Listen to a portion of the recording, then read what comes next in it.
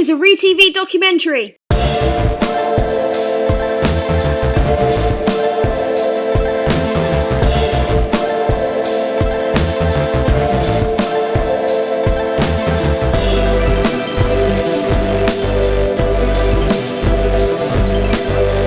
Episode 4 of the ROUTIER documentary series, Crocodile Tears. What I'm reporting on here are the official stories, so I've used Wikipedia and Murderpedia for the purpose of this video. Each of these cases here I would eventually like to cover in more detail and to report on more than just the official story.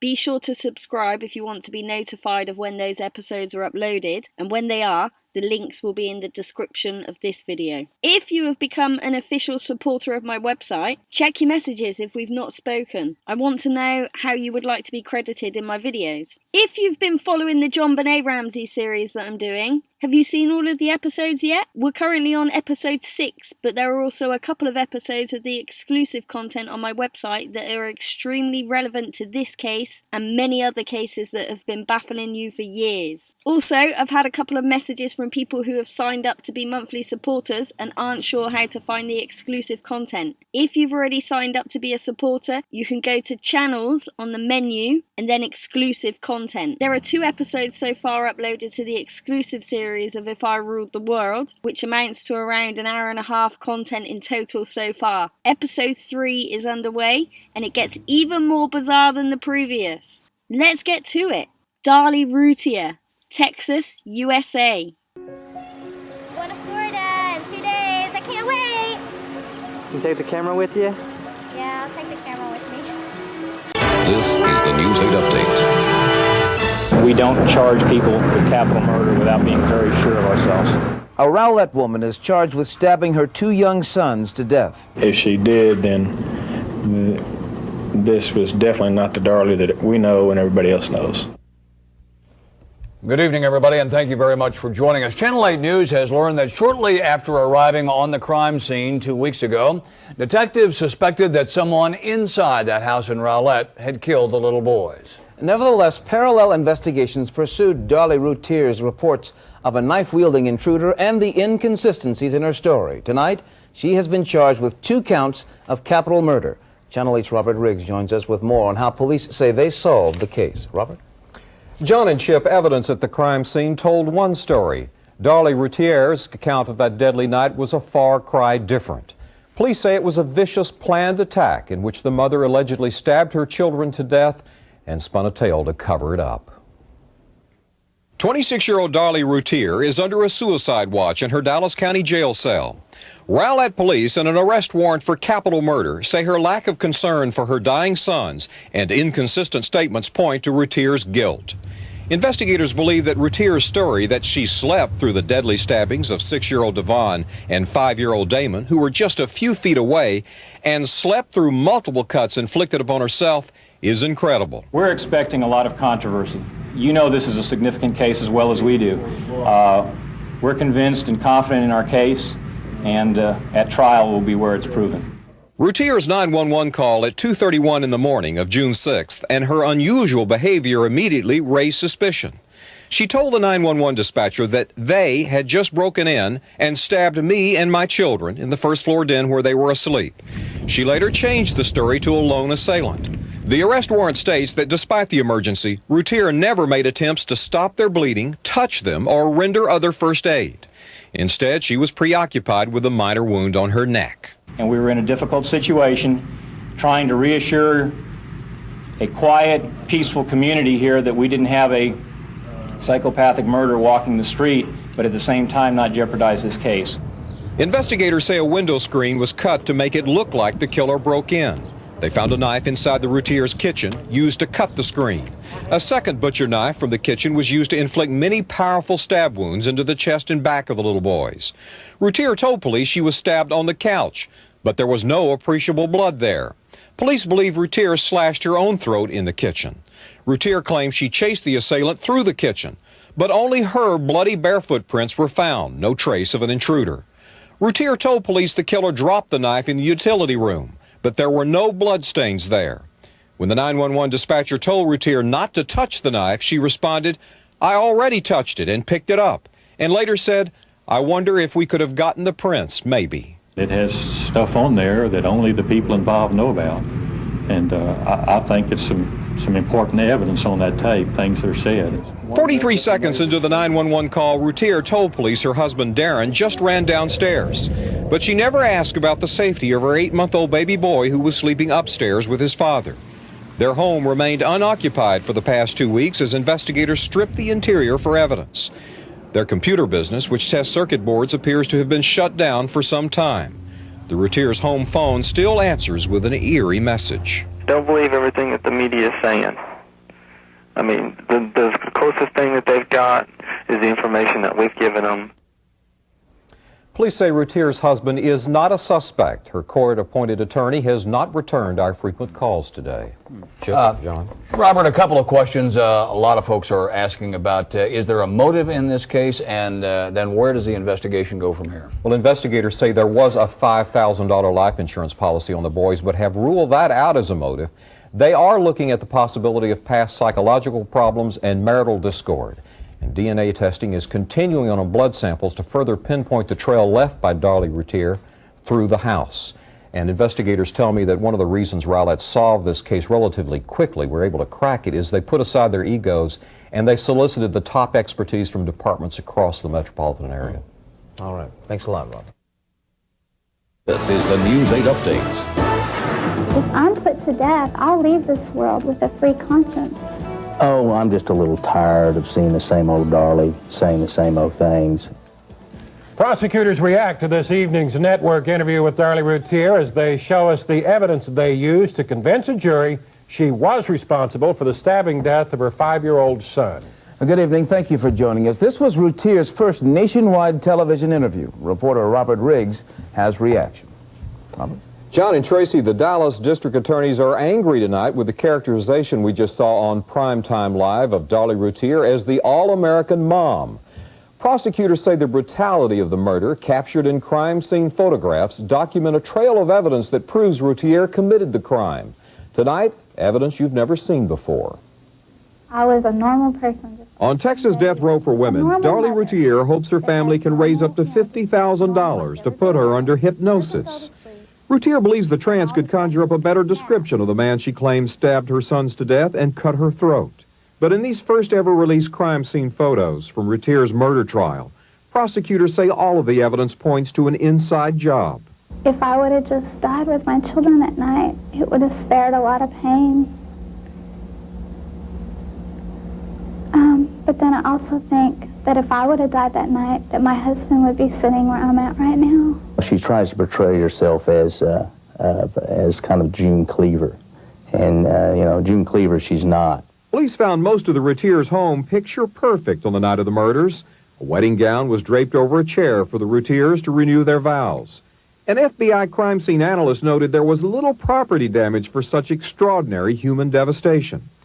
Despite ROUTIER's story of a violent struggle in the family room, a glass tabletop and flower pot is only tilted sideways. If you are to believe Darlie ROUTIER is not guilty of this crime, you have to believe she slept through her son 1 foot from her being murdered, her other son 4 feet from her being murdered, and I guess her sleeping through having her own throat cut and not waking up. Investigators say it's a textbook case of staging, down to ROUTIER superficially cutting her neck. This knife from the ROUTIER's own kitchen was used for the deep penetrating wounds into the boys. Investigators found blood from both boys splattered on the front right shoulder of ROUTIER's blouse. Consistent, they say, with blood being slung each time ROUTIER raised the knife to stab. I know the truth. I know what really happened. If I'm put to death, I'll leave this world with a free conscience. Darlie ROUTIER is an American convicted murderer from Texas who was convicted of murdering her young son Damon and is currently on death row awaiting execution by lethal injection. 2 of her 3 children, Damon and Devon, were stabbed to death in the family home on the 6th of June 1996. ROUTIER was accused of killing both children, but was only prosecuted for the murder of Damon, the younger of the 2 murdered boys. The prosecution's contention was that Darlie ROUTIER murdered her sons because of the family's financial difficulties. She was a full-time homemaker, but husband Darin, a small business owner, earned a relatively high income. This was later referred to as living large by her husband Darin Routier in an interview a few days after the deaths. The family lived in a 2-story home in a middle-class neighbourhood, drove a mid-size SUV, owned a used Jaguar and a used boat. Prosecutors described Routier as a pampered and materialistic woman with substantial debt, plummeting credit ratings, and little money in the bank, who feared that her middle-class lifestyle was about to end. She testified that an intruder killed her children, but police found inconsistencies between her report and the crime scene evidence. During the 911 call, Routier can be heard saying that she'd found a knife on the floor. The 911 operator, thinking that Routier was speaking to her, told her not to touch anything, to which Routier responded that she'd already picked up the knife. 911, what is your emergency? Ma'am? What? Who did?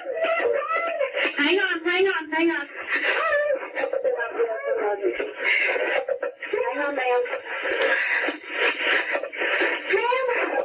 Medical emergency, 681 Eagle Drive. Ma'am, I'm trying to get an ambulance to you. Hang on a minute. My baby forgot. What's going on, ma'am? Oh, my God.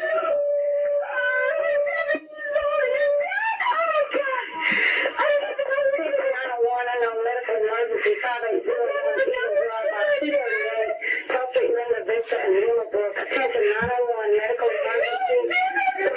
Maybe after stabbing, 5801 Eagle Drive, by 238, Celtic Linda Vista, Northwood, coming out 232. Stand by, car Hey. Oh my God. Unit 44601 Eagle Drive, 5801 Eagle Drive. Just left us on the phone. Hold on. A child has been stabbed. Ma'am, I need you to calm down and talk to me. What? 1501 Eagle.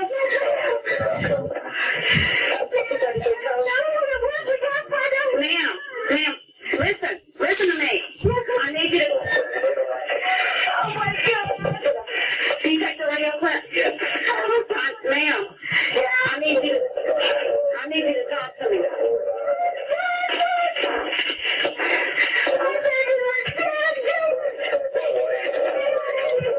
Ma'am, I can't understand you. You're going to have to slow down, calm down, and talk to me. What is going on? Somebody's keeping the walls. Please give me my little boys are sleeping downstairs.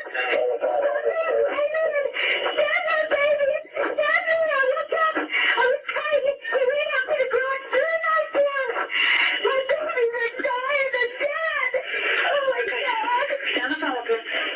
Oh, my God. Is that the one? Hold on, honey.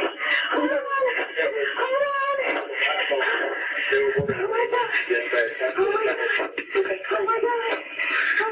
Ma'am, is there with you? Ma'am. What? Is there anybody in the house besides you and your children? My husband, he's just right downstairs. He's helping me, but he's dying. Oh, my God. Okay. How many little boys? Is it 2 boys?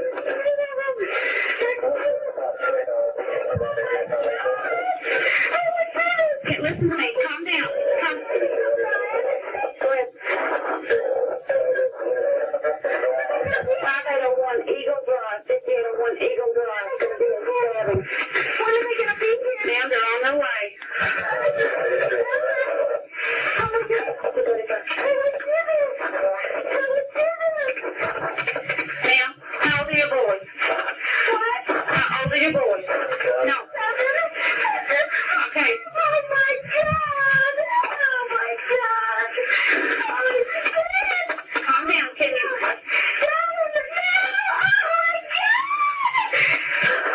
Your name's Darlie? Yes. Should I put that down? Yes, please. God, they're taking forever. There's nobody in your head. You don't know who this is?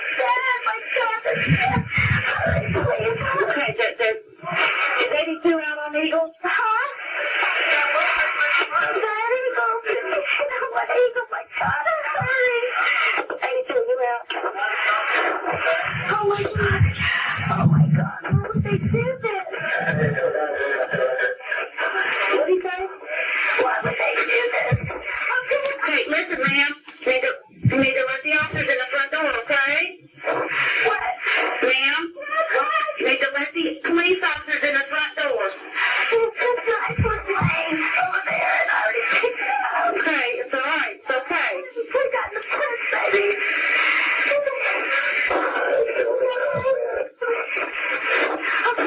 Ma'am, hang on a second.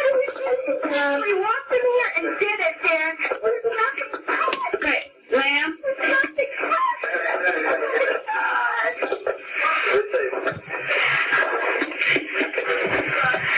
Ma'am, is the police officer there? Okay, go talk to him, okay? Yes, that's okay. Go talk to him, though. Okay?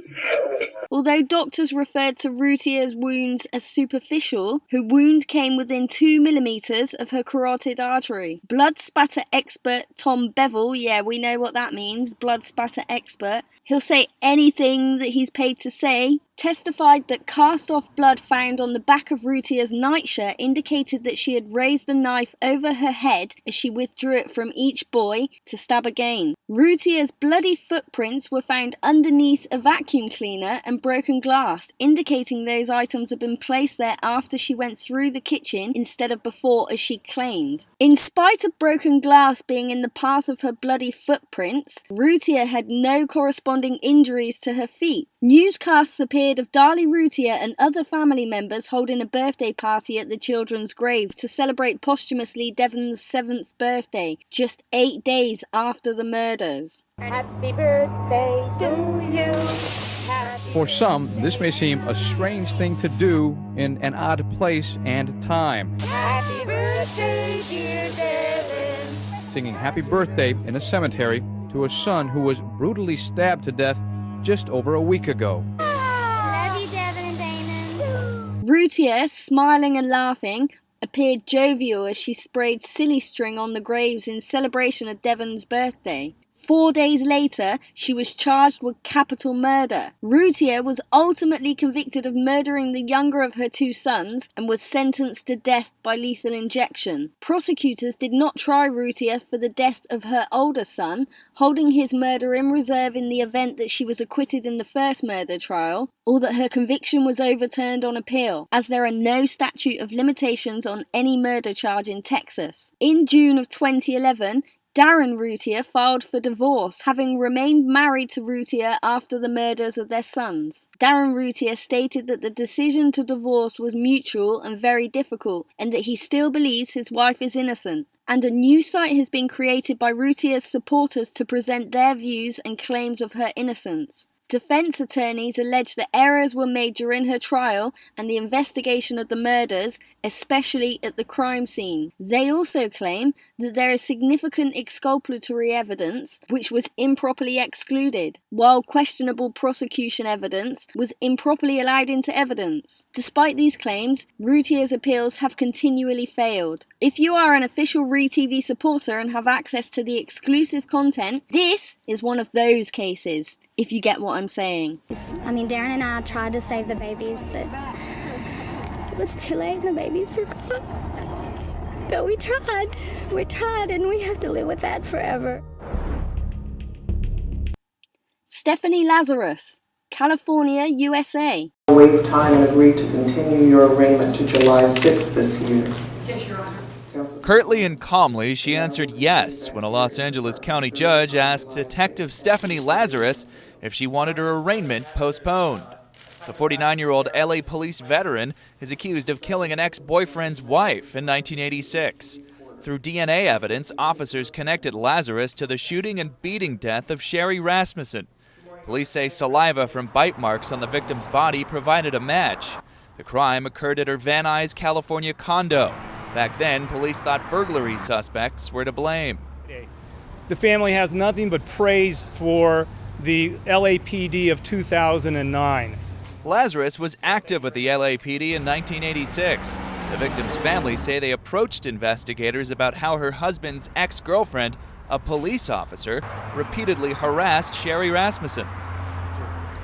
They told of times when Stephanie Lazarus appeared at Sherry Rasmussen's place of work at Glendale Adventist and told Sherry Rasmussen, "If I cannot have John, nobody can."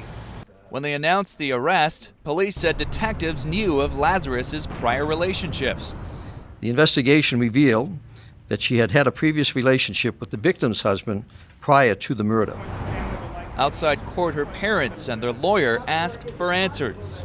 The investigation in 1986 is a completely different story, and the family has numerous questions about what was done during that time period. Lazarus is being held without bail. Her next court appearance is in July. John Moan, The Associated Press, Los Angeles. Stephanie Eileen Lazarus is a former Los Angeles police detective who was convicted in March of 2012 of the 1986 first-degree murder of her ex-boyfriend's new wife, Sherry Rasmussen. Lazarus is serving 27 years to life for the offense at the Central California Women's Facility in California. Her case made national headlines. On the 24th of February 1986, Sherry Rasmussen, a critical care nurse, was living in a condominium with her new husband and Stephanie Lazarus's ex-boyfriend, John Rutten. That night, Rutten found his new wife beaten to death and shot numerous times with the .38 caliber revolver. The crime was initially deemed a robbery gone wrong, as Rasmussen's BMW was stolen. The initial suspects were two Latino men who were believed to have committed other burglaries in Rasmussen's neighborhood. Lazarus was also a suspect in the initial investigation, but was later cleared. Rasmussen's family still believed that Lazarus was involved, as they had both dated Rutten, and Lazarus had once showed up at the medical center where Rasmussen worked and threatened her, supposedly stating, "If I can't have John, then nobody else will." In the meantime, Lazarus continued working with the Los Angeles Police Department and also went on to start her own private investigation firm, Unique Investigations. 23 years after the murder of Sherry Rasmussen, the case was still unsolved. In February of 2009, however, a cold case detective squad decided to reinvestigate the case. Investigators discovered female DNA from a bite mark on Rasmussen's body, and Stephanie Lazarus became prime suspect. After the detectives were able to match Lazarus's DNA with the DNA found on Rasmussen's body, Lazarus was arrested for murder on the 5th of June 2009. She was then allowed to retire early from the LAPD and was held in the Los Angeles County Jail in lieu of $10 million bail. Stephanie Lazarus's murder trial began in early 2012. Prosecutors believed Lazarus's motive for the murder was jealousy over Sherry Rasmussen's relationship with her ex-boyfriend, John Rutten. The prosecutor, Deputy District Attorney Shannon Presby, stated, "A bite, a bullet, a gun barrel, and a broken heart. That's the evidence that will prove to you that defendant Stephanie Lazarus murdered Sherry Rasmussen." Lazarus's attorney, Mark Overland, argued that the investigation into Rasmussen's death was botched from the beginning, and the evidence collected did not point to Lazarus as Rasmussen's killer. On the 8th of March 2012, Lazarus was convicted of Rasmussen's murder in the first degree. She was later sentenced in May of 2012 to 27 years to life in prison, and she is currently serving her sentence at the Central California Women's Facility. She will be eligible for parole in 2039. I'm not sure. Stephanie, I don't know if you know my partner. Hey, great. Hi. Sure, nice to meet you. See you guys. How's it going? Good. Milling around. Well, have a seat. What this is I didn't want to bring this up in your squadron. Oh, no, it's fine. I think we're good. Quarter to let me just turn you're going to bring somebody in, right? Yeah, well, I can explain the whole thing That's too. fine. I don't want to talk about this in the squadron because I don't know who people are listening. That's true. And if we go to my side, everybody's always wondering what everybody else is doing. No problem. Okay. But like we're talking about being busy and stuff, we've been assigned a case that we've been looking at. Okay. It's a new case, and reviewing the case, there's some notes to see as far as your name being mentioned. Okay. Do you know John Rutten? John Rutten? Rutten. Oh, yeah, I went to school with him. You did? Yeah. How long did you know him? Gosh, I went to school in, let's see, went to UCLA in 1978 I started, and, met him at school at the dorms. Mm-hmm. Were you guys friends, close friends? Yeah, we're very close friends. I mean, Yeah. I mean, what's this all about? Well, it's regarding, it's a case we're working on, and it involves John, and in there, some of the statements we reviewed, you know, there's notes and stuff that he knew you and stuff. Oh yeah, I mean, we good friends. Lived in the dorms I lived in the dorms for 2 years. You guys lived in the same dorm? Yeah. Or, oh, okay. Yeah, Dykstra. Okay. Were you guys just friends or anything else, or? Yeah, we were good friends. Yeah. Was there ever any relationship or anything that developed between you guys? Yeah, I mean, we dated. You know, I mean, what's this all about? Well, it's relating to his wife. Okay. Okay. Did you know her? Not really. I mean, I knew that he got married years ago. Did you ever meet her? God, I don't know. Do you know who she was or anything? Well, let me think. God, it's been a long time ago. I may have met her. Geez. You know. Yeah. Well, let me see. Let me ask you. You said you dated John. How long did you guys date? I mean, are you guys? Is this something? I mean, you said I was going to interview somebody about art, and how you guys are. Here's I mean, Stephanie, here's the situation. Is basically, we knew that this, when we saw this in this chrono, that maybe there was some relationship there. That's what the chrono seemed to indicate, and we didn't want to come up to you at your desk and ask those kinds of questions or do anything. You know how up there people can see what's going on if you go into an interview room, or people are in there getting supplies. Okay. So we wanted to afford you some privacy, some confidentiality to talk about this, because we thought it might be, something, you're married to someone else, obviously, and so forth, and that you may not want to, talk about these things in that setting where someone, we don't want the rumor mill or gossip or any of that kind of stuff to start. That's fine. I mean, so we did this just as a means to try and speak to you in just a confidential place where where your business isn't out there for other people in your division to know about. God, that's been a million years ago. I mean, what year is it now? 2009? I mean, I graduated in 82. 82, yeah. We dated. I dated other guys. I'm sure he dated other girls. Well, let me ask you, roughly how long would you say you guys dated? Oh, jeez. I couldn't even say. I mean, I started school there in 78. I started UCLA in 1978. I graduated in 82. I don't even remember what year he graduated, if it was a year or two before me. Okay. I think he was a little bit older than I was. I mean, I can't remember if he was born, let's say I'm born in 1960. I don't know if he was born in 58 or 59. I mean, I knew his parents, I knew his sister. His brother went to Northridge. His sister spent the night at my house before. Obviously, I spent the night at his house before. He probably spent the night at my house before. I don't. Well, correct me if I'm wrong, because from what you're telling me, you guys dated while you were in college together, right? Yeah, and probably after college. I can't.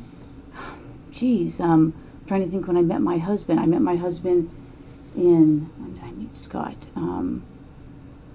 Let's see, I was teaching DARE, because I met Scott when I was teaching DARE up in Oregon, but we had long stopped, dating before that. So you haven't talked to him for a long time? Oh, I think I haven't talked to him in a long time. I couldn't even tell you when the last time I talked to him. I met Scott, I'm thinking in 92 maybe, April of 92. It was Scott being your husband. Yeah, I'm trying to think. I was teaching DARE. Let's see, what year is this? We'll be married. I got married in 1996. I think I met Scott in 92. Prior to that, I couldn't tell you how long I had talked to John prior to that. But since you met your husband, Scott, you hadn't talked to him? I mean, he may have called me once or twice before we got married. Right. Geez, I moved to Simi in 1994 because I lost my house in the earthquake. Oh, really? Quite honestly, I probably keep in contact with a few people from the dorms. We all lived on the 10th floor, and there's about 3 or 4 people I keep in contact with. There's probably like 6 or 8 of us that were all really close. Mm-hmm. And who are those people? Oh, geez. Diana Basta. The people I still keep. I haven't been in contact with her in a long time. Mm-hmm. I mean, what's this all about? I mean. Well, let me ask you, what ended the relationship between you and John? It was kind of a weird relationship. I mean, we dated. I can't say that he was my boyfriend. I don't know that he would consider me his girlfriend. We dated. We did things. I played sports in college. He played basketball. His brother played basketball. It just didn't work out. I mean, I don't know what to tell you. It was like I went out with other guys, saw other guys. I went on lots of vacations. And once you guys split, were you guys still friends, or kind of, problems? Is it friendly, not friendly? No, I don't think it was not friendly. I mean, we were friendly. I know that we went to Hawaii at one point. Another friend of mine who's actually dying right now went to Hawaii with us at some point. Remember roughly when that was? Oh, geez. Let me think. I'd have to check my pictures, or I'd say I'd ask Greg, but my friend Greg is like dying of liver cancer right now. Yeah, I mean, And you were saying that it's 2009 now. Had you ever met his wife? I may have. Do you remember her name or anything, or?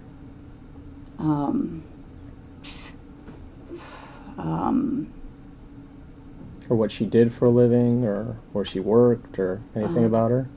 Well, I think I'm going to say that I think she was a nurse. I can't even remember how he said he met her. I mean, it's been so long ago. Well, let me ask you, did you go to their wedding, No, I didn't go to their wedding. No, did not go to their wedding.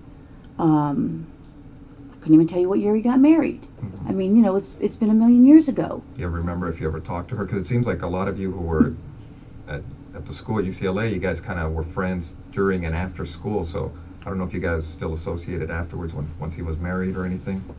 With him? Yeah. No, I don't think so. I mean,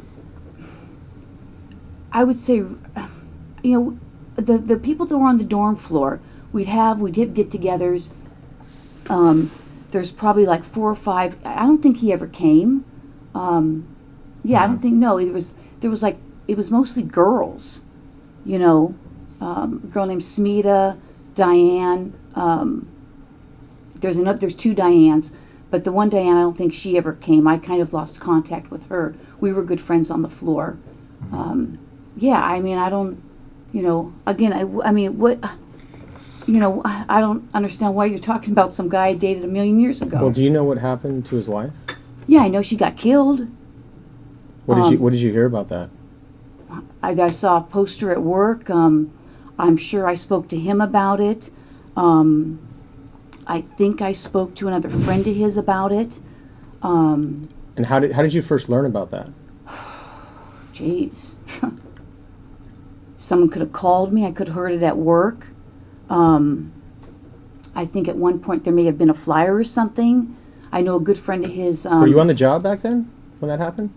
Yeah, I think so. Yeah, I'm sure I was on the job. That's why I would have heard about it with the flyer. He had a good friend, Mike Boldrick.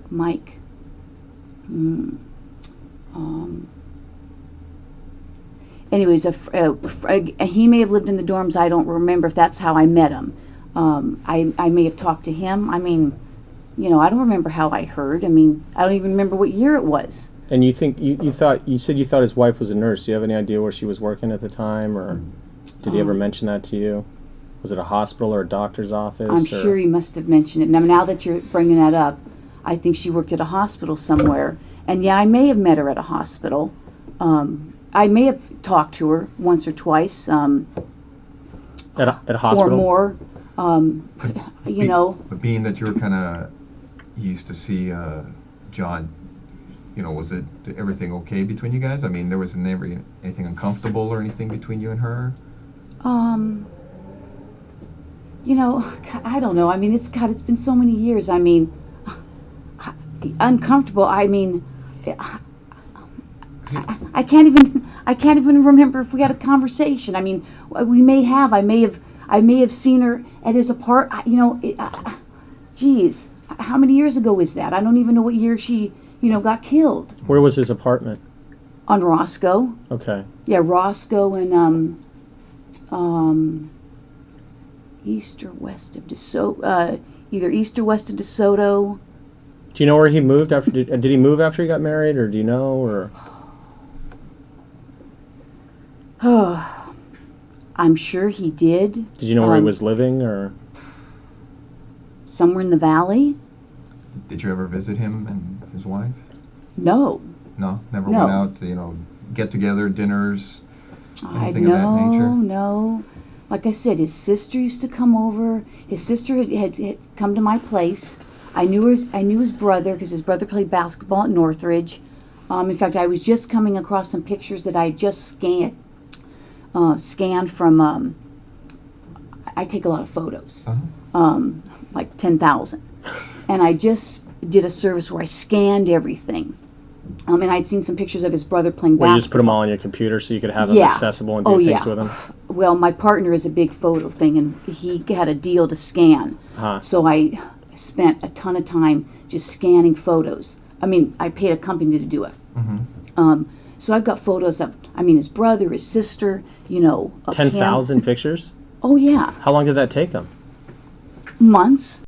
If you want to see the full interrogation video of Stephanie Lazarus, the link is in the description below.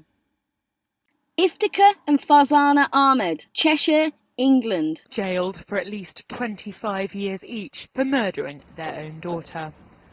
Iftikhar and Farzana Ahmed suffocated 17-year-old Shafilia in an apparent honour killing.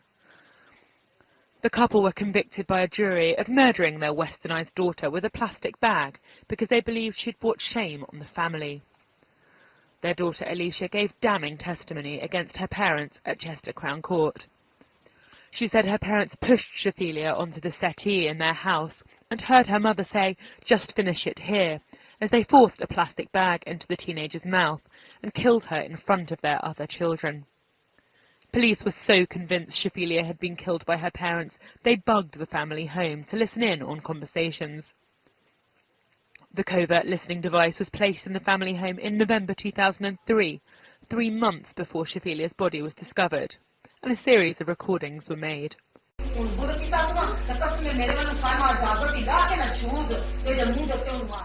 Iftikhar and Farzana Ahmed appeared to know that they might be under surveillance and feared their phones had been tapped. Nevertheless, the couple had a series of conversations which were caught on tape, in which they talked about how they could get away with murder and how best to use the media to their advantage. Iftikhar Ahmed stood impassively as the verdicts were given. His wife wiped tears from her eyes with a tissue. Their children, Junyad, Mevish, and the youngest, who cannot be named for legal reasons, all broke down in tears. Shafilia Ahmed was a 17-year-old girl from Warrington in Cheshire, England, who was murdered by her parents in a suspected honour killing in September of 2003 due to their daughter being too westernised. Her parents, Iftikhar and Farzana Ahmed, were each subsequently imprisoned for a minimum of 25 years for their daughter's murder in August of 2012. The possibility of other individuals having helped Shafilia's parents to dispose of their daughter's body has been raised. After the parents' trial, the chief executive of the Bradford Council for Mosques encouraged anyone with information about the case to come forward to assist police. Shafilia Ahmed was born in Bradford, West Yorkshire, to Pakistani-born parents. She was an A-level student who had hoped to become a solicitor. During a trip to Pakistan earlier in 2003, Shafilia swallowed bleach in what was later reported to be a suicide attempt. Her father claimed, however, that this instance had been a simple mistake. He contested she had drunk this solution during the occurrence of a power cut, thinking it was a bottle of fruit juice.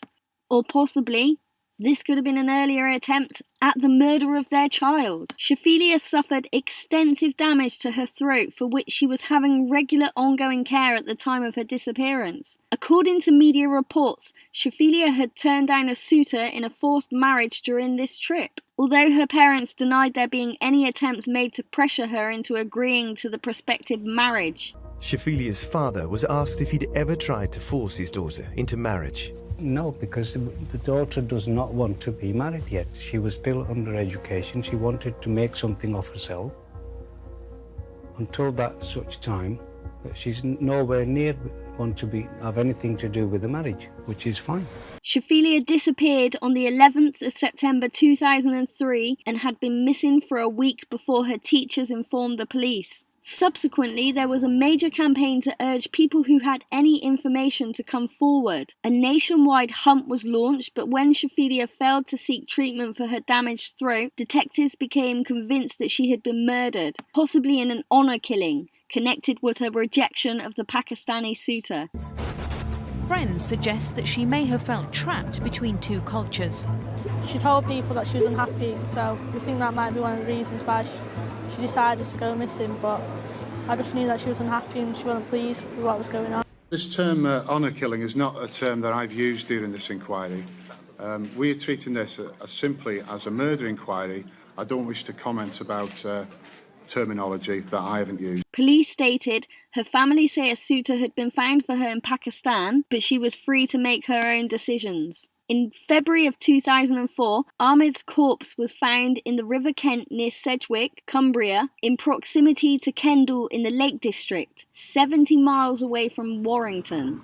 The body was found on this riverbank in Cumbria, 70 miles away, just a few...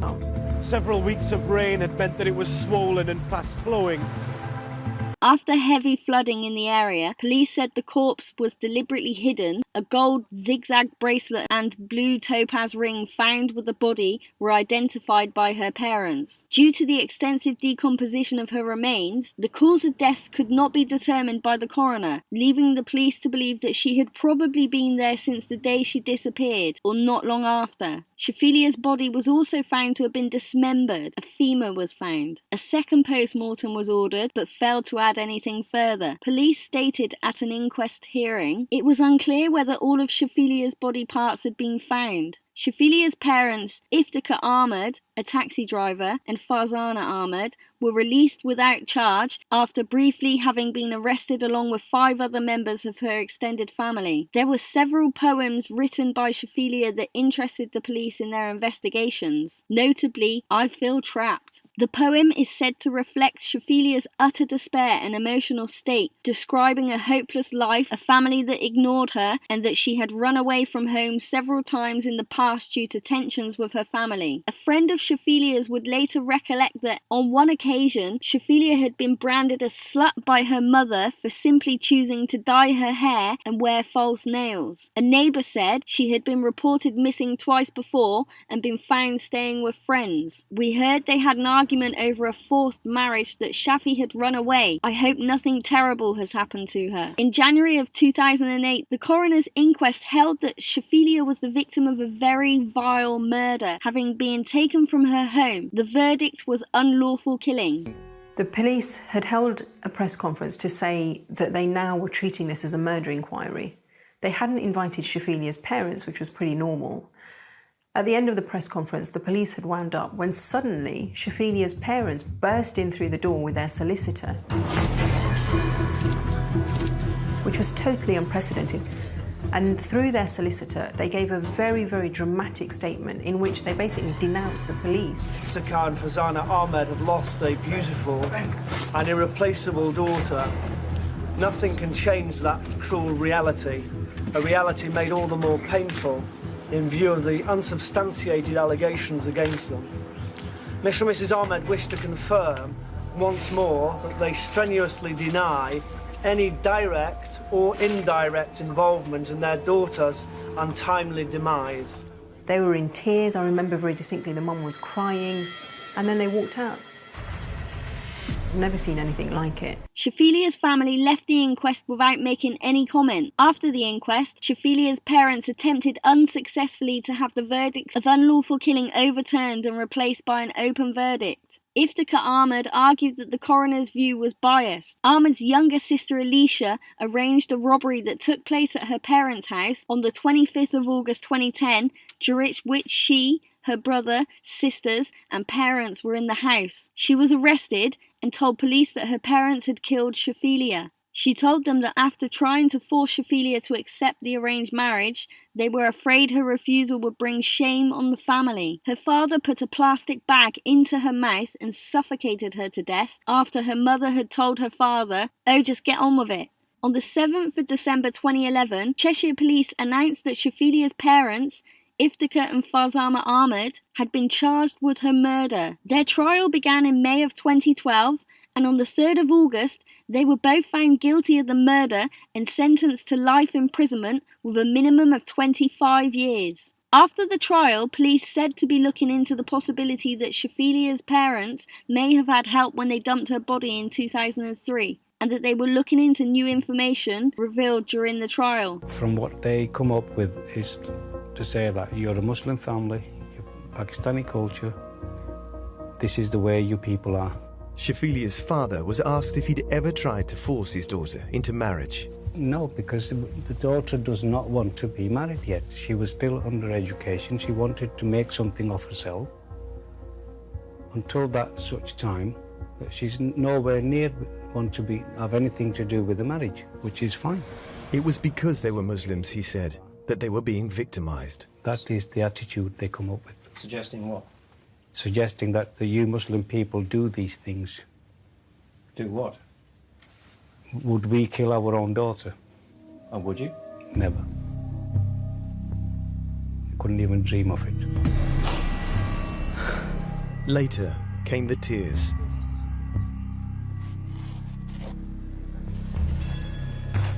And then the defiance. When the police are implying those things on you, right, without any evidence, there's nothing that we can do about it.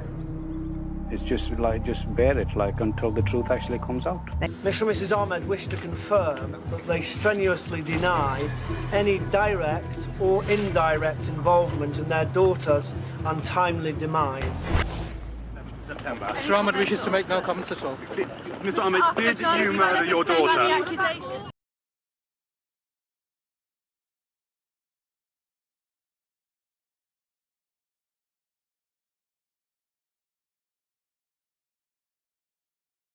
Thanks for watching. If you got this far, I actually love you. If you enjoyed the content, give it a thumbs up. If you want to support this channel, smash that subscribe button now.